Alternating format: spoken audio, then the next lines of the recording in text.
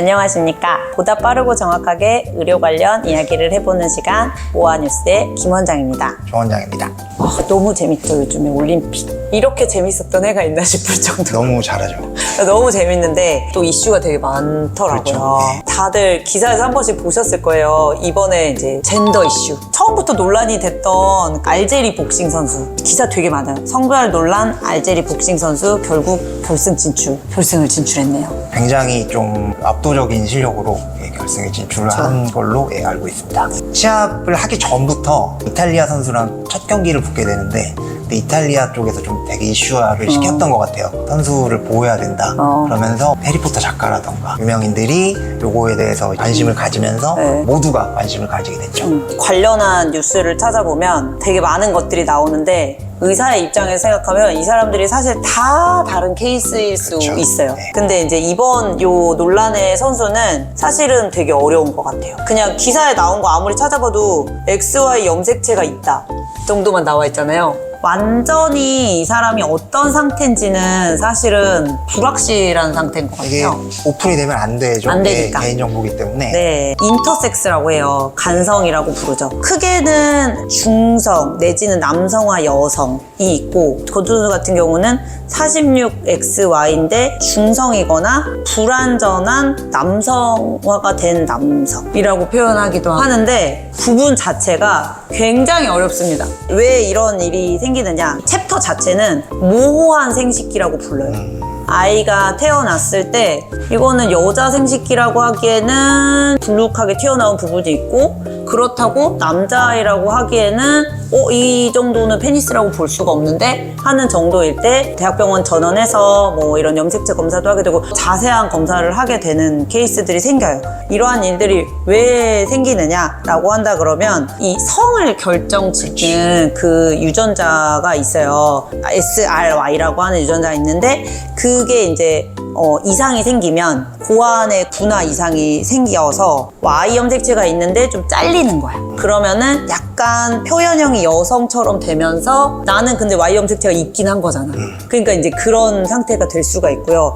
제 생각에는 이 선수도 처음에 태어났을 때는 그 생식기로 구분을 한다 그랬을 때 이걸 남자라고 볼 수는 없고 여자아이로 계속 키워지면서 봤는데 다른 기사를 봤더니 예전에 축구 선수를 했었대요. 거기서 잘해가지고. 너무 잘해가지고 퇴출당했대. 약간 이제 그런 문제들이 생길 수가 있고 복싱 선수가 돼서도 압도적인 피지컬을 보여주고 있는 거죠. 그 다음에 고려해볼 수 있는 거는 고안에서 생성되는 호르몬 자체의 이상이 또 있을 수가 있어요. 그리고 아예 그냥 남성 호르몬의 그런 작용에 대해서 장애가 있는 경우가 있어요. 크게는 처음에 만들어질 때 잘못, 그 다음에 거기서 만들어지는 호르몬의 잘못, 호르몬이 작용하는 방식의 잘못, 이게 생기면은 인터섹스가 발생할 수 있는 거죠. 그러니까 굉장히 혼란스러울 수 있잖아요. 아이를 처음 낳았을 때 엄마 아빠의 입장에서는 너무 어려운 선택일 그렇죠. 수도 있어요. 그 남성 호르몬 작용에 문제가 있는 케이스는 그 안에 테스토스테론으로 전환을 시켜주는 효소가 있는데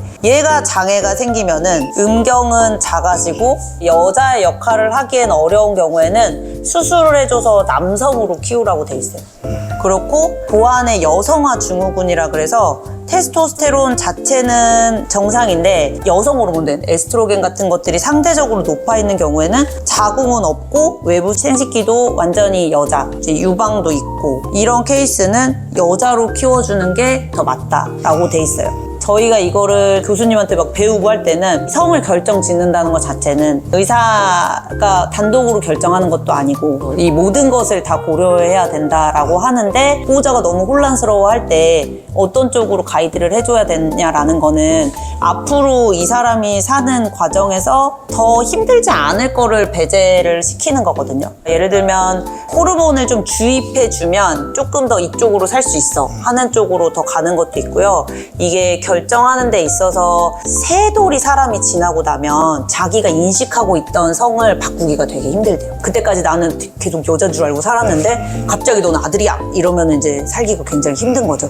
그러니까 그런 결정이나 이런 것들을 하는 데 있어서 이른 개입이 필요할 수 있다. 호르몬도 봐야 되고 염색치도 봐야 되고 뭐 이런 것들을 다 해서. 근데 이제 올림픽에서 생각하는 거는 그걸 고민하는 건 아니고 과연 XY 유전자가 있는 사람을 여성 경기에 출전시키는 게 맞냐 이 부분인 거잖아요. 어떻게 생각하세요? 어렵죠. 이게 투기 종목이라서 더 특히 그런 것 같아요. 근데 저도요. 지금 논란의 여지가 있는 선수들이 가는 곳은 남자들이 훨씬 더 유리하고 보통은 육상 연맹도 그렇고 그 연맹 쪽에서는 제한을 하는데 그 IOC는 포용을 해주는 쪽으로 하는 거기 때문에 여권 기준이래요. 이 사람이 여자로 처음에 등록이 됐고 여자로 살았기 때문에 여성이라고 보는 거고 상식적으로 생각해서 알제리 사람이면 회교 국가잖아요. 댓글 같은 거 보면 트랜스라고 생각을 하시는 분들도 많은데 그런 회교 국가에서는 트랜스젠더 같은 거는 허용이 되지 않기 때문에 어려서부터 여자로 쭉 성을 결정을 받고 자란 케이스라고 봐야죠. 살면서 보신 적 있으세요? 저는 좀 예, 봤죠. 김원정님 받고 있죠. 뭐 신생아를 보던 의사들은 좀 다 경험이 있기는 할 거예요. 이런 케이스에서 더 정밀 검사가 들어갔을 때 알게 되는데 이 아이를 어떤 방향으로 키울 것인가에 대해서는 보호자랑 그냥 한두 번의 상담으로 사실 끝나진 않고 교수님들도 굉장히 오랜 시간 동안 좀 얘기해 주시기도 하고 그런 식으로 끌고 가시죠. 되게 억울한 케이스일 수는 있죠. 나는 그냥 계속 여자로 자랐고 엄마 아빠가 너는 딸이라 그랬고 나는 운동이 좋아서 했는데 그치. 잘해. 케이스 엄청나게 있어. 억울할 수 있죠. 예. 굉장히 상처가 될 수도 있어요. 지금은 분위기 자체가 막 너무 안 좋잖아요. 이 선수에 대해서 반칙한 것처럼 생각을 하는데 그런 케이스는 아니라는 거죠. 그치. 예. 약물을 쓰거나 성전환 수술을 하거나 이런 케이스가 아니고 어려서부터 여자로 자라왔는데 알고 보니 이런 케이스더라 그런 거기 때문에 본인이 이걸 선택한 건 아닙니다. 의사의 입장에서는 뭐 이런 거 의견 다 빼고 아이가 태어났는데 모호한 생식기를 보이면 전문의 선생님한테 한번 보여주시는 게 좋다. 다음 주제도 모든 분들이 되게 관심을 가지고 있고 오늘자로도 핫한 안세영 선수 금메달을 땄는데 너무 행복하고 축하받고 좋아야 될 시기에 협회에 대해서 불만족을 토로하면서 아주 젊고 유망한 선수인데 국가대표를 하지 않겠다라는 그런 느낌의 인터뷰를 하면서 모두가 이것에 관심을 갖고 있는 그런 상황입니다. 셔틀콕의 여왕 안세영 올림픽 금메달 28년 만에 단식 종목에서 금 획득. 무릎 부상을 안고 시합을 했잖아요. 배드민턴 협회에서 낸 보도자료에 보면 슬개건염과 슬개건에 불완전 손상이 있으면서 요거에 대해서 이제 보존적 치료를 하고 의료 지원을 충분히 했다. 이게 이제 협회 측에서 낸 보도자료고 안세영 선수가 섭섭하게 생각했던 점은 치료나 재활을 본인이 원하는 곳에서 하지 못하게 했다. 그게 제일 이슈가 되고 있는 것 같아요. 안세영 선수가 인터뷰가 되게 직접적으로 어떤 부분이 문제가 된다 이런 식으로 딱 얘기를 한 게 아니어서 이슈 자체는 무릎 손상이 있는데 무리하게 대회를 출전시키고 재활을 소속팀에서 하고 싶었는데 대표팀 감독님께서 대표팀에서 계속 치료를 받아라 라고 한 게 문제고요. 그 다음에 뭐 개인 트레이너의 고용 문제 이런 것들이 같이 문제가 되고 있는 건데요. 그래서 배드민턴 부상에 대해서 뭐 전혀 다른 얘기로. 아니야 얘기를 할 거야. 안세영 선수도 그렇고 혼합복식 시합도 보면서 느낀 점인데 정말 너무 힘든 경기다. 그래서 논문을 찾아보면 익스트림리 하이페이스드 게임이라고 나오거든요. 근데 극단적으로 하이페이스드 게임이고 당연히 많이 써서 생기는 손상도 많고 굉장히 빠르게 움직이기 때문에 십자인대 손상이라던가 여러 가지 손상이 있을 수 있죠. 이번에도 4강전에서 반대 블록에서 그 중국 선수랑 스페인 선수랑 하다가 스페인 선수가 거의 다 이기는 분위기에서 무릎에 손상을 입고 경기를 포기했던 그런 일도 있었습니다. 배드민턴 손상에 대해서 제가 통계 논문을 봤는데 1000시간에 3에서 7회 정도의 부상을 입는데요. 1000시간이면은 500경기? 연습 시간까지 포함을 하게 되면 훨씬 더 짧게 되겠죠. 여자 선수 같은 경우는 20대 중반에 보통은 무릎을 한번 손상이 안 돼요. 그럴 수 있는 게 사용량이 진짜 엄청나잖아요.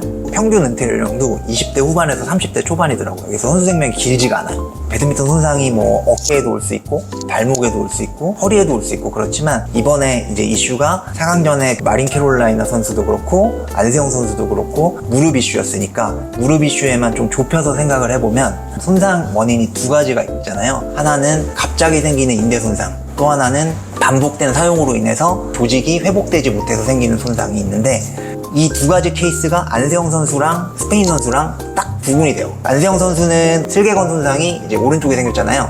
배드민턴에서 무릎 손상이 생기는 기전이나 동작이 크게 생각해보면 점프 스매시 할 때랑 런지, 다리 뻗으면서 무릎 굽히면서 이제 걷어올릴 때 하는 손상이고, 런지라고 하면은 엄청 빠르게 대각선 방향으로 하잖아요. 그렇기 때문에 지면 반발력이 있고 또 앞으로 나가는 힘이 있기 때문에 무릎이 뒤틀리는 힘도 많고 가해지는 부하가 제한된 환경에서 런지를 했을 때랑은 비교할 수 없이 크다라고 되어 있습니다. 이제 슬개건염이 당연히 많은 경우에 생기게 되겠죠. 그 아시안 게임 때 손상되는 기전을 봐도 오른쪽 무릎을 계속 쓰다가 자세 바꾸는 상황에서 무릎 통증을 갑자기 호소하는 그런 경우가 있었고, 금메달을 따고 나서 시행한 검사에서도 슬개건에 불안전 손상이 있었다라고 되어 있습니다. 스페인 선수 경우에서는 왼손잡이 선수인데 그 선수도 오른쪽에 생겼어요. 스매시를 하고 나서 착지할 때, 뛸 때는 치는 쪽 발로 점프를 해서 착지는 반대쪽 발로 많이 하게 되는데, 특히 스매시를 옆이나 뒤 옆으로 방향을 이렇게 하는 스매시를 할 때 무릎이 안쪽으로 꺾이는 힘을 받게 되면서 십자인대 손상이 많이 일어난다 라고 되어 있더라고요. 이게 딱 그 케이스였어요. 또한 5년 전쯤에 양쪽 무릎에 전방 십자인대 병력이 다 있던 선수였거든요.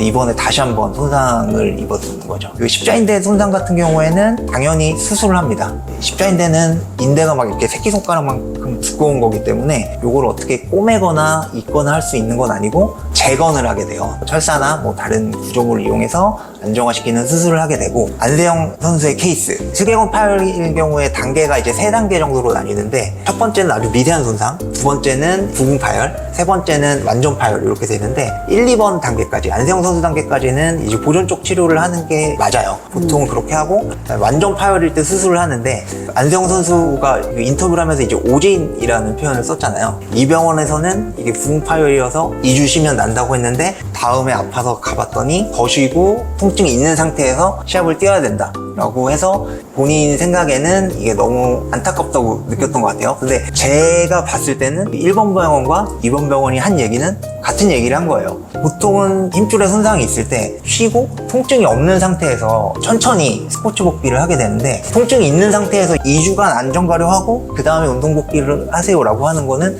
2주가 지나면 완전히 다 나요 이렇게 한 게 아니거든요. 코치진이 판단을 잘못했든 본인의 의욕이 과했든 운동 복귀가 이제 통증이 있는 상태에서 막 하게 되니까 이게 계속 좀 만성화되고 더 심해질 수가 있는 거죠. 다음에 MRI 찍었을 때는 당연히 악화가 됐겠죠, 그때보다. 그러니까 이게 첫 번째 진단이 뭐 잘못됐다거나 플랜이 잘못된 건 아니에요. 본인은 요만큼 하면 다 난다 그랬는데 왜 안 났지? 라고 생각을 하면 잘못됐다고 생각을 할 수는 있겠죠. 그런 케이스인 것 같고요. 안세영 선수 케이스에 대해서 좀 안타까운 거는 아주 프로구나, 뭐 예를 들면 프리미어리그라던가 MLB라던가 이런 데는 RTS라고 하죠. 리턴 투 스포츠라고 하는 부상 이후에 올라가는 그런 프로토콜 같은 게 딱 있거든요. 무릎 부상이 있으면 뭐 각속도 같은 거 재면서 무릎의 근력 같은 거 체크하면서 통증이 있는지 부하를 뭐 10%씩 올리면서 주 단위로 올린다던가 이런 프로토콜이 다 있었을 텐데, 배드민턴 대표팀에는 그런 프로토콜이 별로 없었던 것 같아요. 그래서 이제 그런 게 없으니까 본인도 좀 불안해서 소속팀에 가서 재활을 하고 싶다라고 했는데, 선생님들이 조금